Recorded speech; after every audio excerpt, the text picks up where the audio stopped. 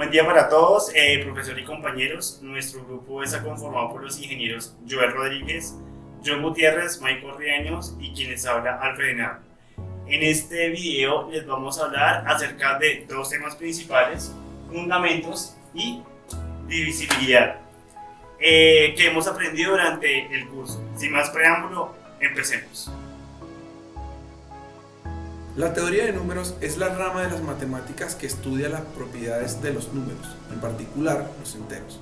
Pero más en general, estudia las propiedades de los anillos de números, anillos íntegros que contienen a través de un morfismo finito e inyectivo, contiene una cantidad considerable de problemas que podrían ser comprendidos por no matemáticos. De forma más general, este campo estudia los problemas que surgen con el estudio de los números enteros. Los números enteros son ingredientes principales en la teoría de los números. En esta sesión establecen brevemente notación y el significado de algunos símbolos que se relacionan con los enteros y que serán el amplio uso en el texto. Además, se establecen algunos principios que se usan ampliamente en los argumentos. Se desglosan en 5. En este momento les hablaré del primero: principio del buen orden. En ese principio es todo el conjunto no vacío de números naturales que contiene un elemento mínimo.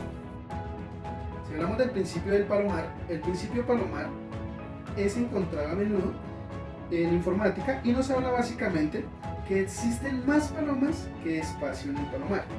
Necesariamente al menos un espacio cuenta con más de una paloma. Si nos colocan n objetos en cada caja, existe al menos una caja que con el menos función de techo. Es decir, n dividido k función de techo se traduce como el número entero siguiente a un número dado. ¿Cómo podremos entender esto? Vamos a ver la demostración matemática y el principio a través de un ejemplo. Ahora bien, ya hablamos de la definición del principio de Palomar. Hablamos de un enunciado que es básicamente su ejemplo. Pero, ¿qué significa realmente eso? Retomemos, el principio de Palomar generalizado es la función techo de n sobre k, como ya lo expresamos anteriormente. ¿Qué significa eso? Básicamente, función techo quiere decir la aproximación al entero siguiente. ¿Ya? Es decir, que si tenemos un 2 entre 3, el resultado de la función techo sería 1. ¿Por qué? Porque la división daría 0,66 y el entero más cercano en este momento sería 1. Ahora sí, volvamos al ejemplo. Tenemos datos importantes a tener en cuenta: 367 personas y 366 días. Podemos decir que la función techo de eso sería 367 sobre 366. Eso nos daría 1,0027, que es un decimal.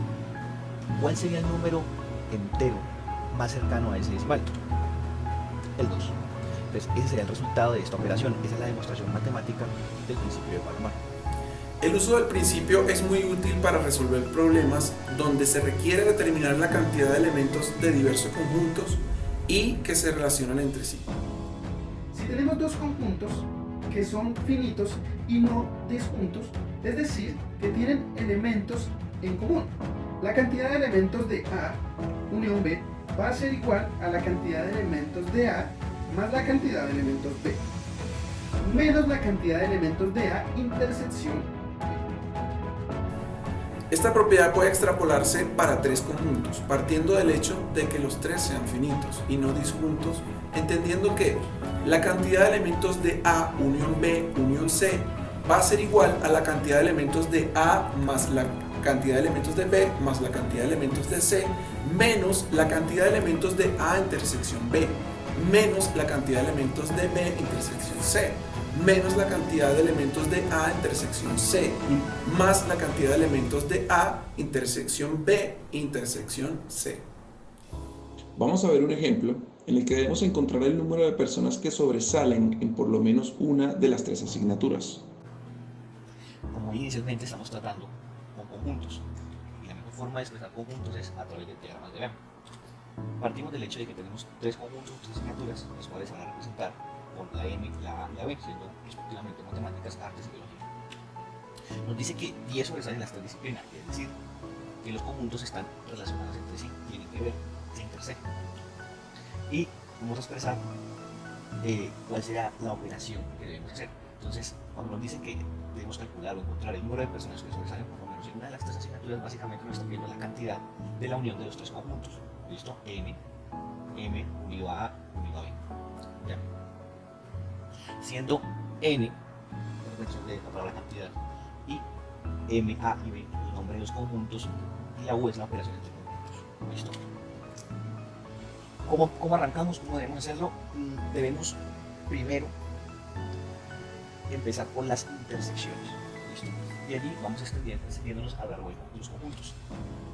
Entonces, definamos los elementos de cada conjunto. Son 90 elementos en M, 90 en A y 90 en B, de los cuales 10 sobresalen las tres disciplinas. Entonces vamos a ubicarlos en la intersección de los tres conjuntos, porque sobresalen las tres 10 elementos que son iguales en los tres. ¿Listo? ¿Qué sigue? 30 en matemáticas y artes. Entonces, ¿cuál es la intersección entre matemáticas y artes? Sería esta sección de aquí. Ya tenemos 10, ¿no?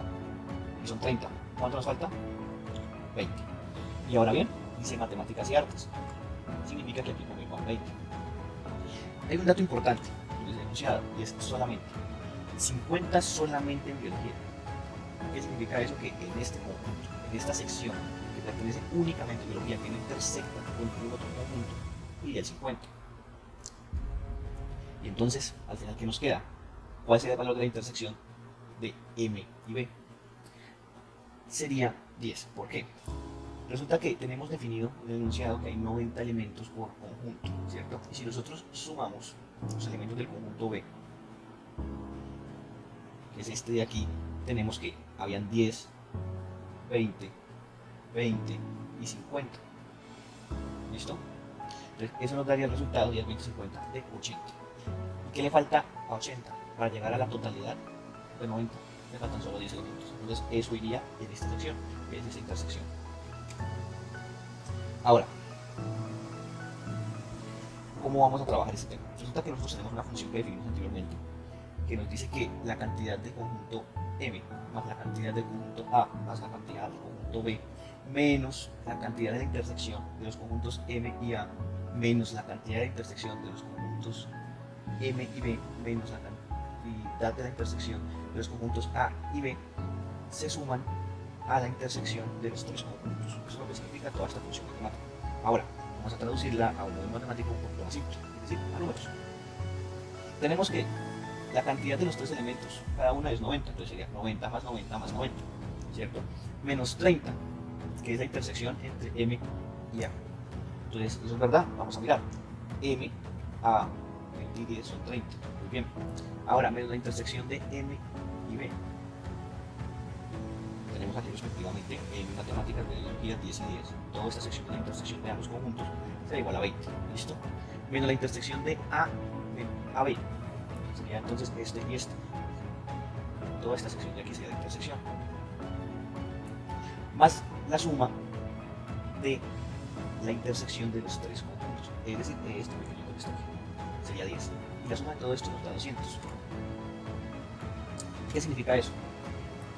Que hay 200 personas que sobresalen por lo menos en una de las tres asignaturas, y esas 200 personas hacen parte de un universal de 230 estudiantes. ¿Vale? Espero que haya quedado claro. Muchas gracias. Es un razonamiento que permite demostrar proposiciones que dependen de una variable n, que toma una infinidad de valores enteros. En términos simples, en la inducción matemática consiste en el siguiente razonamiento.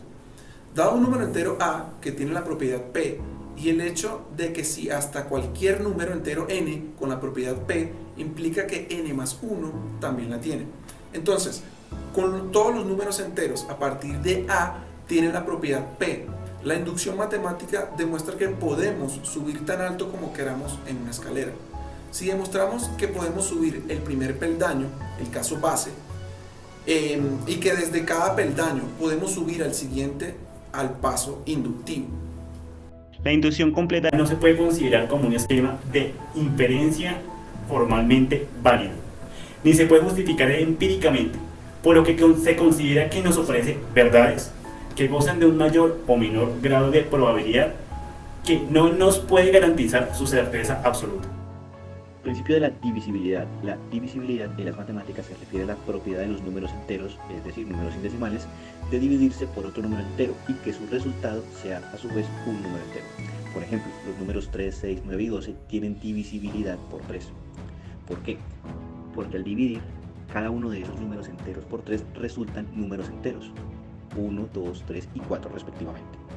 La operación aritmética para dividir se llama división, que se compone de un divisor y un dividendo. El divisor es el número del total que queremos dividir y el dividendo es el número de partes que queremos saber que caben en el número total. Divisor. Algunas de las propiedades que se deben tomar en cuenta para facilitar el ejercicio de la divisibilidad son: los números divisibles solo se componen de números enteros distintos a 0 y todos los números son divisibles por 1 y por sí mismos. Los números enteros son elementos del conjunto numérico que contienen los números naturales y que son, o dependiendo de cómo se definan, sus opuestos, y en la segunda definición además el 0. Los enteros negativos como -1 o -3 son menores que 0 y que todos los enteros positivos. Cuando los números enteros tienen el mismo signo, se suman los valores y se deja el signo que tengan. Si son positivos, signo positivo, y si son negativos, signo negativo.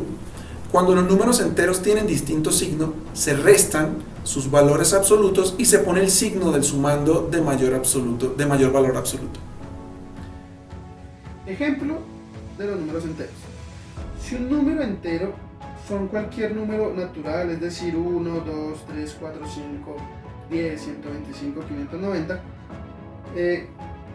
hablamos de 1926, 764, 9048, junto con cada número negativo correspondiente. Esto incluye que, claro, el 0 esté ahí presente. Para cerrar estos temas principales que abarca la teoría de números, consideramos que es importante conocer un poco de su historia.